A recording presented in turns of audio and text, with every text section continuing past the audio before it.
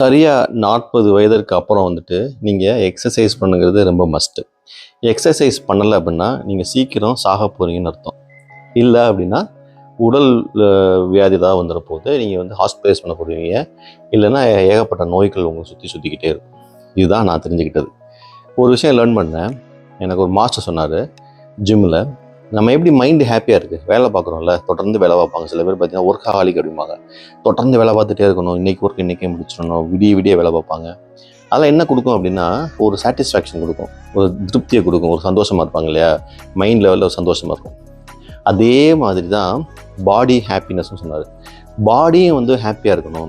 எப்படி மைண்டு வந்து சில விஷயங்களை பண்ணால் சாட்டிஸ்ஃபை ஆகி நீங்கள் ஒரு உச்சநிலை அடைகிறீங்களோ, அதே மாதிரி உங்கள் பாடியும் வந்துட்டு அதுதான் வந்து பிஎம்ஐ சொல்லுவாங்க. வெயிட்லாம் பார்க்குறாங்களோ, ஏஜ், ஹைட்டு, அதுக்கு தான் வெயிட் இருக்கணும் அப்படின்னு சொல்லிகிட்டே இருப்பாங்களோ, கொலஸ்ட்ரால் இருக்கக்கூடாது எல்லாம் பார்ப்பாங்கள்ல. ஏன் பார்க்குறாங்க அப்படின்னா அந்த பாடி வந்து ஹாப்பியாக இருக்குதா இல்லையாங்கிறது தான் இங்கே இம்பார்ட்டண்ட்டான ஒரு விஷயம். ஸோ பாடி கரெக்டாக இருக்கணும், ஹாப்பியாக இருக்கணும். மைண்ட் எப்படி ஹாப்பியாக இருக்கோ அதே மாதிரி பாடி ஹாப்பியாக இருக்கணுங்கிறத நல்லா தெரிஞ்சுங்க.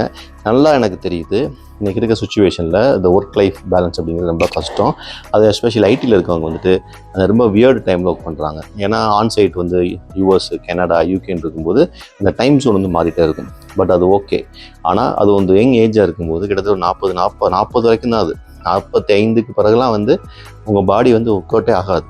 அப்போ இன்னொரு விஷயம் என்ன சொல்கிறாங்க அப்படின்னா, ஐடியில் பார்த்தீங்கன்னா பேட்ச் ப்ரோக்ராம் சொல்லுவாங்க. அதுதான் வந்து ராத்திரிலாம் ஓடும், விடிய ஓடும், ஏகப்பட்ட டேட்டா அப்லோட் பண்ணும். அதே மாதிரி நம்ம பாடி அப்படிங்கிறது, நம்ம உடம்பு அப்படிங்கிறது, மைண்ட் அப்படிங்கிறது மிஷின் கிடையாது. மிஷின் மாதிரி விடியெல்லாம் வேலை பார்க்க முடியாது. வேலை பார்த்திங்கன்னா பழுதடைஞ்சிரும். ஸோ இதை கரெக்டாக தெரிஞ்சுக்குங்க. எக்ஸசைஸ் தான் இங்கே இம்பார்ட்டண்ட்டு. கண்டிப்பாக வந்து நீங்கள் எக்ஸசைஸ் பண்ணணும். எனக்கு சுகர் இல்லை, எனக்கு ப்ரெஷர் இல்லை, எனக்கு அது இல்லை, இது இல்லை, அதனால் நான் எதுக்கு பண்ண நினச்சிங்கன்னா அந்த பாடி ஹாப்பினஸ் இல்லாமல் போய் வேறு சில பல நோய்கள்லாம் வந்துடும் உங்களுக்கு. Good that you are not having sugar and pressure. அப்போ என்ன செய்யணும், பாடியை நல்லா ஹாப்பியாக வச்சுக்கணும். அது தெரிஞ்சுங்க. எப்படி மைண்டை ஹாப்பியாக வச்சுக்கிறதுக்காக நீங்கள் ஹெவியாக ஒர்க் பண்ணுறீங்களோ சேம் டைம் உங்கள் பாடியும் ஹாப்பியாக இருக்குங்கிறத தெரிஞ்சுக்குங்க. தெரிஞ்சுக்கிட்டால் நீங்கள் ஒரு ஆரோக்கியமாக வாழலாம். நம்ம லைஃப் டைம் அப்படிங்கிறது கடவுள் கையில் தான் இருக்குது. எப்போன்னு தெரியாது எக்ஸ்பைரி டேட். பட் ஆனால் அந்த லைஃப் டைமில் எவ்வளோ ஆக்டிவாக ஹாப்பியாக இருக்குங்கிறது நம்ம பாடியை வச்சுக்கிறதுல தான் இருக்குது.